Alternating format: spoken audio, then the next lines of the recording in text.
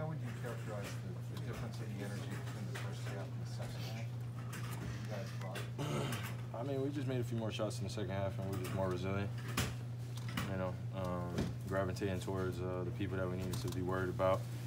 Obviously, Buddy getting it going in the first half really, you know, put an imprint on the game, and we just had to knock off their rhythm. We're pretty comfortable, but I felt like we were in good shape coming into halftime, down by 6. So, you know, I'm happy. I was satisfied coming into halftime. As long as we're down by 6, keep it close. Second half, you know, it's up for grabs, and I feel like we have the talent in this locker room to go and get it, and we did. With the stuff you guys have to square away over the last few games, how important is it to maybe grind out a few of these games? I mean, the hardest game is the first game coming back from road trip. So, you know, it's always going to be a dogfight no matter who you're playing against. But obviously, when you have a team fighting for playoff position, you know, it's going to be that type of intensity. You got to be ready for it. So, they were up 17, but we used our experience. You know, used a lot of things we're great at. Just, you know, attitude, toughness, things that we control, effort. We got back in the game. What was the difference in the first and the second half? Yeah, I think somebody just asked that question, but yeah, no, I was happy coming in. It was 6 points down. You know, things happened within the game. We missed some easy shots in the first half. Came out in the second half and made a few more. Kyrie, you talk about the bench in particular and Jalen in particular. Oh, he's been great. You know, just really putting his imprint on the game, being in the right spots, playing with a lot of effort, energy, and that's what we need from him.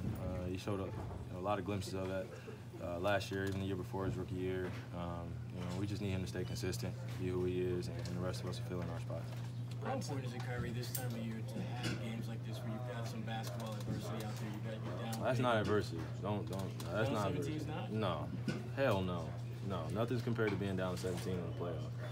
Because the fans, us, we all believe that we're gonna still grind it out no matter what, because the playoffs, anything can happen. You know, never know the flow of the game. Regular season's a coin toss. You know, you got to go and take it. You know, the other team gets laxed, and you know, obviously we came out with a 1-point lead. It was 65-64, and I think they're going like a 17-0 run, so or 18-0 run or something like that. You know, things happen like that in the regular season, but in the playoffs, you're more, you know, dialed into what we got to do. So it's not really adversity. We haven't not in a game. Really. What does it mean to win those type of games, even in the regular season? Yeah, it feels good. Add it to the win list, man.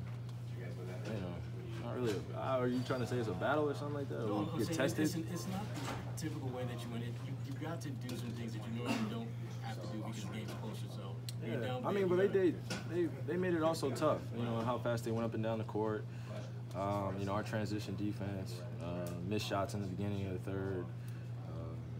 You know, or excuse me, around the like 8:32 mark when we called our first time out, or it was a 7-minute mark, wherever it was.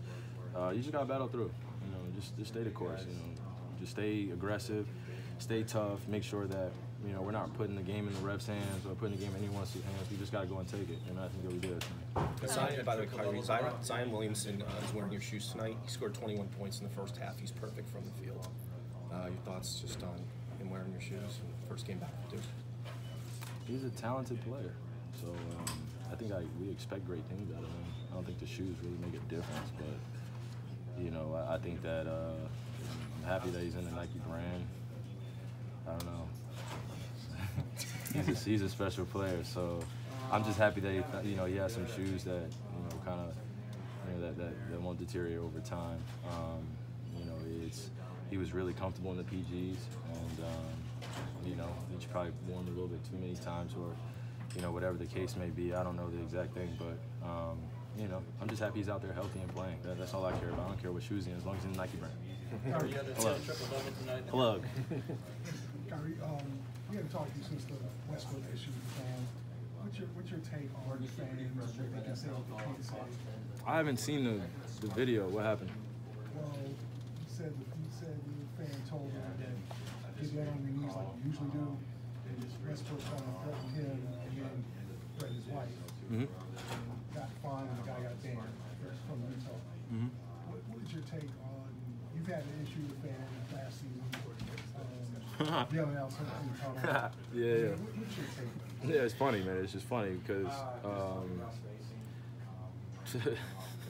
I'm sorry. This is just Because it happens so often, and it just most of the time doesn't get documented. I think this one's the first time that it actually got caught on camera, and you caught a player responding like that on camera. And you know, it's no justification on either side, who's right, who's wrong. But at the same time, we're trying to protect a league that, you know, goes about being compassionate for the players, being compassionate for the fans, the interaction, being, you know, very passionate about your team, your home team, and who you root for, the players, you know, and it's a big thing, and we all try to protect the league. And I think that when it comes when it's an individual battle with a person in the crowd and they say something, you know, like violently disrespectful like that, then it's going to warrant a reaction. Because I think that at the same time, if we were out, you know, out and about with our families, ain't nobody saying no shit like that to us. So, you know, then it becomes like a human being thing, and then, you know, things escalate, and then the NBA comes in and does what they're supposed to do and protects the players. So, you know, I don't know who's right or who's wrong in that situation, but I'm just glad that everyone's okay. But when disrespectful stuff happens like that, I mean, it's gonna warrant a reaction. So, you know, we all know Russ. So when somebody says something like that, he's not just going crazy out of nowhere like that. So, you know, I'm just glad he's okay.